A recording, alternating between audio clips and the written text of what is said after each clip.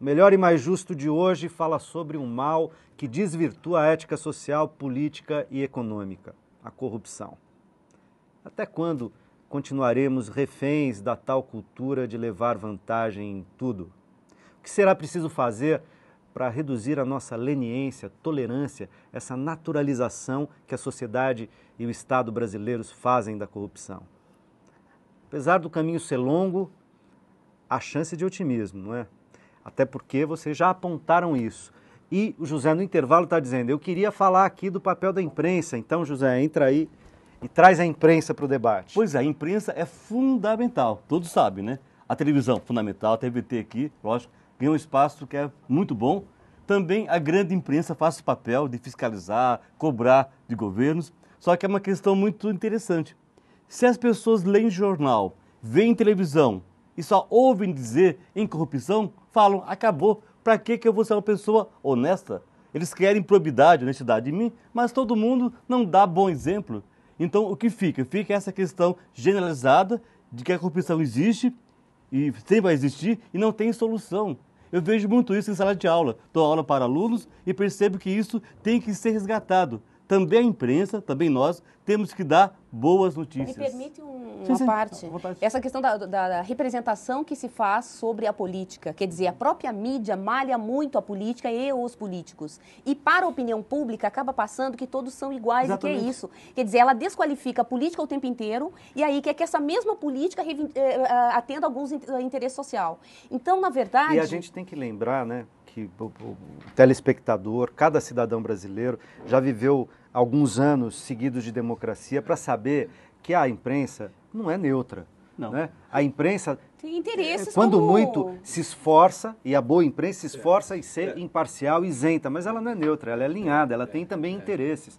Interesses corporativos, interesses comerciais, interesses no poder e às vezes até interesses políticos ligados a partidos, mas etc. a grande imprensa... todo mundo sabe disso. A grande imprensa ainda você consegue enxergar isso. Você sabe a tendência mais claramente. Né? Agora, o grande problema nas pequenas e médias cidades é a imprensa marrom, que ela tida, né, como marrom, porque ela é muitas vezes corrupta. Plantada. E ela é corrupta, porque ela é vendida. É, né? ela é vendida. Ela vende e é como muito notícia comum, algo é muito que é... comum nas pequenas cidades, o jornal... Às vezes, não quero generalizar, né, por favor. Às vezes. É comum nas pequenas cidades, o jornal, ele publica os editais da prefeitura. Então, por exemplo, a prefeitura tem uma certa ascensão sobre aquele órgão de imprensa. Claro, porque ela paga, então não posso falar muito mal, porque senão eles tiram a conta de mim e eu vou à falência. Tira a imparcialidade, né? E esse é um problema também, inclusive quando o próprio poder público monta seus órgãos de imprensa, né? E para trabalhar exatamente na autopromoção. Não, o poder público, e a gente tem no Brasil, isso é público, né? Não estamos falando nenhuma novidade, é o seguinte, as concessões de rádio e TV, muitos jornais e revistas periódicas, os jornais diários, revistas semanais e tal, são de propriedade, se não exclusiva, também de políticos. Os políticos conseguiram concessões, têm empresas de rádio, de comunicação, etc. Ora, estamos falando de uma imprensa que, portanto, está alinhada. Aliás, tá alinhada, eu não tenho nada contra isso. Eu acho que isso tem que ser transparente também. Isso tem que ser correto, honesto. Dizer, olha, eu faço um jornal deste lado, estou posicionado. Nos Estados Unidos posso dizer, eu faço um jornal republicano. E, portanto, quando você me ler, você sabe que eu sou republicano. A posição é essa. Sim, agora ou que eu sou democrata. Na França, idem, né? Na França, idem, então, é importante certo? que seja transparente. E dizer, olha, eu não estou falando da empresa tal, porque ela é minha anunciante. Regra clara. Regra clara. Se a gente porque aí estaria tudo bem. Quando ela não faz isso, ela também está incorrendo num erro moral, ético, né? Embora isso não seja corrupção, não estou dizendo que é isso, mas também é uma questão ética. É um desvio ético, né? Faz um editorial, claro. Sim, e a imprensa denuncia também quando, de algum modo, ela não está sendo beneficiada. Tem isso. Não é que ela vive hoje de anúncios. Não é? Por exemplo, é um paradoxo falar de combate à violência e a propaganda de cerveja, aliás, erotizando a imagem da mulher, não é?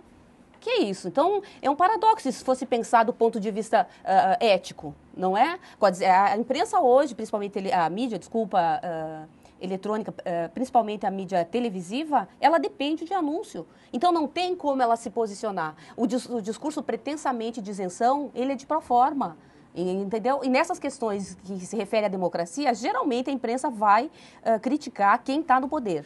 Pelo menos a grande imprensa, né? Porque temos pelo menos muita a grande imprensa. Você não, tem imprensa eu estou falando dos partidos de esquerda, que é pequena imprensa, não é a grande, a mass media. Estou falando mídia. dessa que entra nas televisões de todo a mass o país. mídia. De qualquer forma, com todas essas ressalvas, a imprensa é fundamental para o exercício da democracia, como é fundamental as instituições fortes, como é fundamental... A mesma coisa que, mesmo a gente dizendo, o legislativo, o executivo, ou seja, eles são fundamentais. Isso mesmo havendo lá corrupção, nós temos que ter Câmara, ter representantes, oposição é fundamental. Não há solução sem o exercício democrático e sem o Estado de Direito. Né?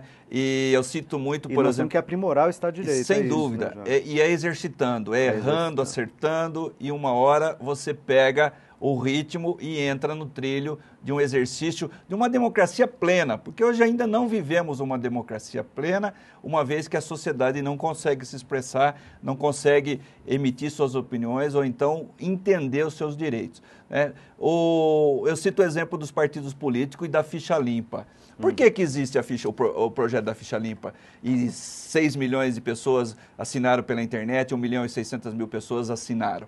Porque os partidos políticos, via de regra, não generalizando, não fazem o papel do filtro. O que é o filtro? Bom, fulano vai ser meu candidato, então eu preciso saber se ele não tem processo criminal, se não deve, se não tem cheque sem fundo, se ele tem ética, se ele tem moral. Né? Se você, para prestar um concurso público, precisa do requisito da conduta ilibada, né? Sem antecedentes, a mesma coisa deveria ser, com muito maior razão, aquele que vai cuidar do erário público, aquele que vai cuidar do dinheiro público. Então, nesse sentido, acho que seria importante também o fortalecimento das instituições, e os partidos políticos são fundamental nesse exercício democrático. Porque a gente sabe, na época da eleição, existe aquelas... em tese, as alianças de pequenos partidos, e os grandes partidos têm o tempo da televisão, têm o dinheiro e acaba havendo uma composição meio promíscua. E nesse aspecto seria importante uma reforma política para se discutir eleitoral. Isso. Para discutir, por exemplo, o quociente eleitoral em que um deputado leva mais 5. Então eu votei no A e eu acabei elegendo o E, o B, o C, e o D. A questão do... Isso tudo para a sociedade discutir. Financiamento público de campanha, a questão do voto distrital, se é ou não, se vai aperfeiçoar ou não. Não existe sistema perfeito, mas existe a possibilidade de se melhorar o que está aí hoje. Eu só quero ressaltar um aspecto, porque senão vai parecer que eu sou contrária à liberdade de imprensa, jamais. Eu acredito que a imprensa tem um papel estratégico, importantíssimo. O que a gente tem que fazer é questionar, sim, as práticas, mas nesse momento a sociedade de algum... Nós temos que aprimorar a prática em todos os setores. Em todos os setores. A gente fala no Estado, as questões da corrupção... Mas quando a gente está falando de comunicação, a televisão é o maior. Ela entra em todos os lares brasileiros mais que fogão a gás. Né? A televisão... é um veículo importante e é disso que a gente está falando. Quer dizer, mas a televisão e os grandes meios de comunicação têm dificuldade, por exemplo, de discutir um marco regulatório da mídia no Brasil. Por quê, não é? Porque fere interesses. Porque fere interesses. Então, é isso que assim, mas é um espaço importante para, inclusive, se discutir, como a gente está fazendo aqui, discutir a questão da corrupção. Para além só da denúncia dos casos, não é? A gente discutir no campo das relações, do cotidiano e da moral. Eu acho que esse é o papel também da grande imprensa. Deveria ser, pelo menos. Eu queria... Fala, José, queria falar algo nessa direção. Essa diferença de uma TV totalmente comercial e uma TV como essa, TVT, que discute a própria imprensa, né? Coisa muito rara hoje.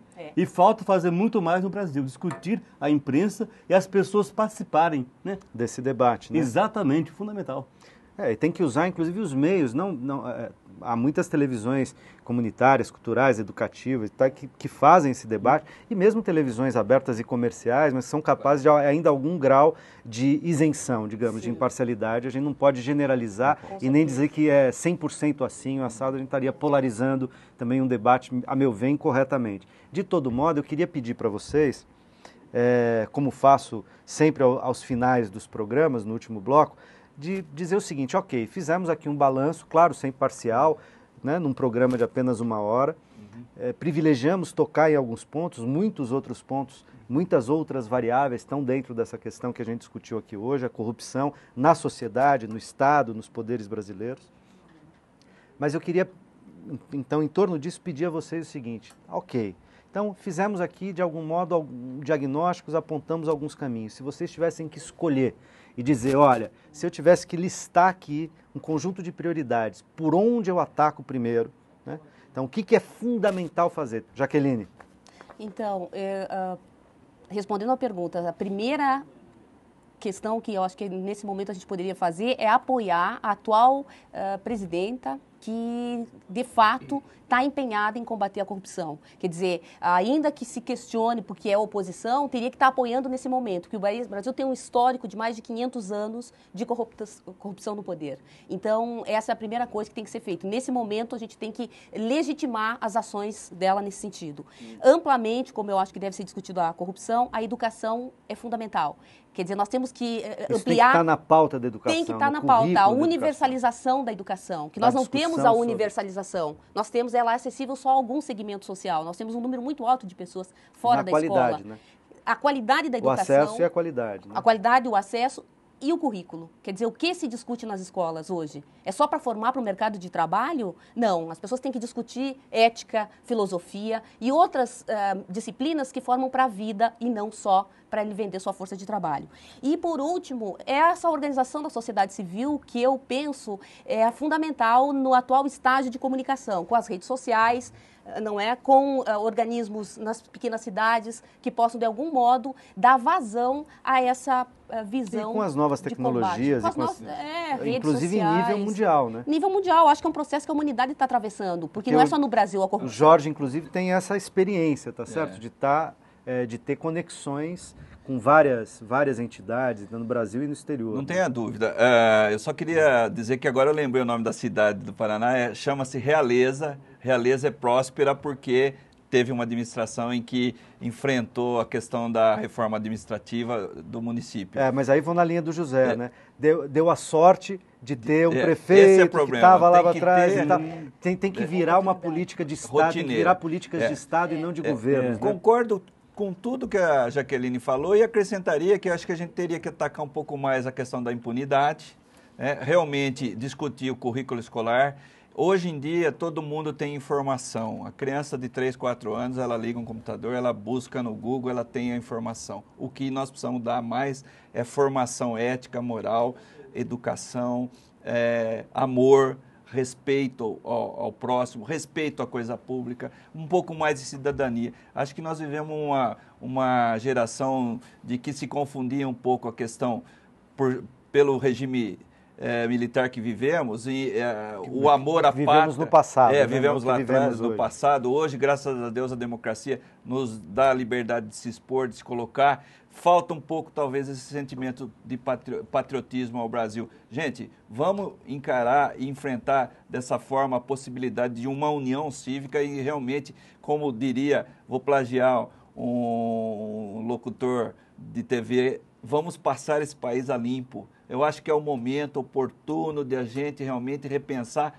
tudo, tá? E mais, o convívio social pressupõe esse exercício de cidadania e a sociedade civil tem que se mobilizar e cobrar uma conduta ética, moral e digna dos seus representantes. José, uau, então tua agenda. Lá. Já acabando? Puxa. Olha, então uma coisa fundamental sempre é educação, né? Todos vocês estão corretos. Educação. Não se investe em educação hoje no Brasil como se deveria investir. Pensar em educação básica é fundamental. Se na escola fala, é importante que todos tenhamos respeito ao meio ambiente. Ok, aí você vai ao banheiro da escola e vê aquela bagunça toda. Cadê o respeito, né? Então tem que começar pelos professores, pelos alunos e pelo próprio governo. Pela própria sociedade. Falar, eu quero uma escola decente para meu filho. Ainda mais se faz escola pública, mais decente ainda. Tem que ser uma coisa que vem de baixo, né? E não vem de cima. De cima não funciona. Ou seja, há uma interdependência entre os fatores, né? Você está falando assim, quando eu desenvolvo cidadania, dou direitos, cobro deveres, exijo condutas, isso também combate a corrupção. Sem dúvida. Ok, eu agradeço muito a presença de vocês. Agradeço também a você que nos acompanhou até agora. Espero que a nossa conversa tenha instigado a sua vontade de evitar e de combater a corrupção, a sua capacidade de se indignar, a sua capacidade de não se conformar com a corrupção, para ajudar a construir uma sociedade com mais liberdade, mais cidadania, melhor e mais justa. Brevemente, o conteúdo desse programa estará disponível no nosso portal, onde você pode sugerir temas e rever outros debates que já aconteceram aqui. Acompanhe a nossa programação também pelo Twitter, que é @RedeTVT, e pelo Facebook, facebook.com/RedeTVT. A gente se encontra na próxima quinta ou a qualquer momento pela internet. Forte abraço.